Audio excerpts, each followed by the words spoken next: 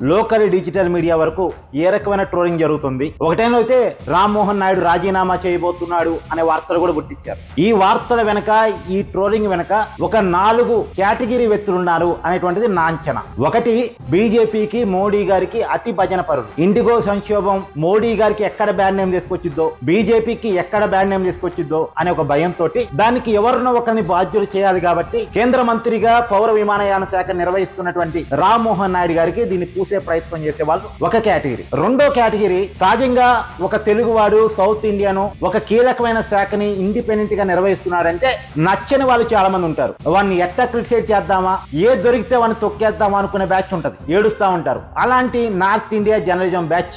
మూడవ కేటగిరీ ఎవరు, ఇండిగో నుంచి సూట్ కేసులు అందిన వాళ్ళు. మేబీ ఎందుకంటే ఇండిగో మీద జనాలు తీవ్రంగా కోపంగా ఉన్నారు. మేనేజ్మెంట్ కనుక దొరికితే ఈపు పాల్గొట్టడానికి కూడా జనం సిద్ధంగా ఉన్నారు. కాబట్టి ఆ ఇండిగో మీద ఉన్న కోపాన్ని తగ్గించాలి, ఆ కోపాన్ని ఎవరో ఒకరి మీదకి మార్చాలి, దానికోసం ప్రయత్నం చేసేవాళ్ళు. 4వ కేటగిరీ ఏంటి, సహజంగానే ఆంధ్రప్రదేశ్ రాజకీయాల్లో ఆ కుటుంబం అంటే పడని వాళ్ళు. అంటే ఎర్రం నాయుడు జగన్మోహన్ రెడ్డి గారి మీద కేసులు పెట్టడంలో కీ రోల్ పోషించాడు, జగన్మోహన్ రెడ్డి జైలుకి పోవడానికి కారణమయ్యాడు, జగన్మోహన్ రెడ్డి అవినీతిని వెలికి తీయటంలో కీలక పాత్ర వహించాడు. అందుకని ఆ రోజు నుంచి ఆ కుటుంబం అంటే జగన్మోహన్ రెడ్డి గారికి విపరీతమైన కోపం. అందులో ఉత్తరాంధ్రలో ఆ కుటుంబం పెద్ద ఎత్తున గెలుస్తా ఉంది. రామ్మోహన్ నాయుడు వరుసగా ఎంపీగా గెలుస్తా ఉన్నాడు, అచ్చెన్నాయుడు వరుసగా ఎమ్మెల్యేగా గెలుస్తా ఉన్నాడు, ప్రస్తుతం రాష్ట్రంలో మంత్రిగా ఉన్నాడు. ఆ కుటుంబాన్ని ఎంత తొక్కేద్దామన్నా జగన్మోహన్ రెడ్డి వాడు కావట్లే. పోయినసారి 2019 వైసీపీ వేవ్ లో కూడా ఇది కరుడు కట్టిన టీడీపీ కుటుంబం. వీళ్ళ వల్ల శ్రీకాకుళం జిల్లాలో వైసీపీ ఎదగటానికి ప్రాబ్లం అవుతుంది, ఉత్తరాంధ్ర మొత్తం కూడా. కాబట్టి వీళ్ళ హవాను తగ్గించాలి, వీళ్ళని తొక్కేయాలి, వీళ్ళ కుటుంబాన్ని, వీళ్ళ చరిస్మాని